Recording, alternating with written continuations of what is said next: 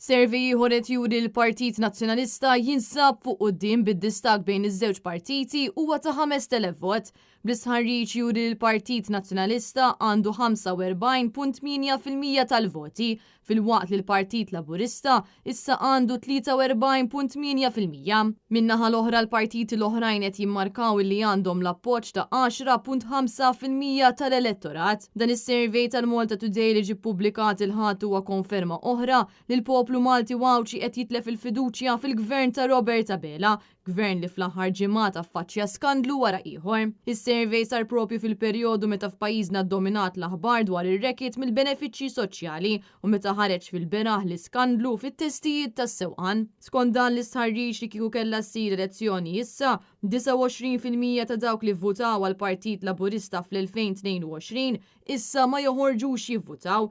Jidher ukoll il-Partit Nazzjonalista żamm 77% tal-votanti, filwaqt li l-Partit Laburista żamm biss 58%. Madankollu s-survey juri li dawk in-nies li ma jridux joħorġu jivvutaw żdiedu b'mod sostanzjali, fejn bħalissa huwa mbassar li f'elezzjoni ġenerali joħorġu jivvutaw biss 69% tal-votanti li jkun l-aktar turnout wieħed baxx fl-istorja ta' pajjiżna.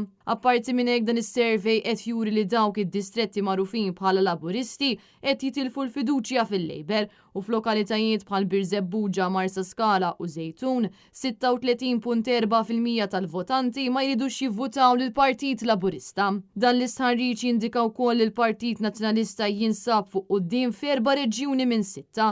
Dawn huma n-naħa ta' fuq ta' Malta, in-naħa ta' fuq tal-Port, il-Punent kif ukoll f'Għawdex. Id-dejta turi li dawk li għandhom edukazzjoni terzjarja qed juru tendenza illi m'għandhomx fiduċja fil-gvern ta' Robert Abela, hekk kif 19% biss jemmnu fil-Partit Laburista, dan fil-waqt li 36% lesti jivvutaw lill-Partit Nazzjonalista.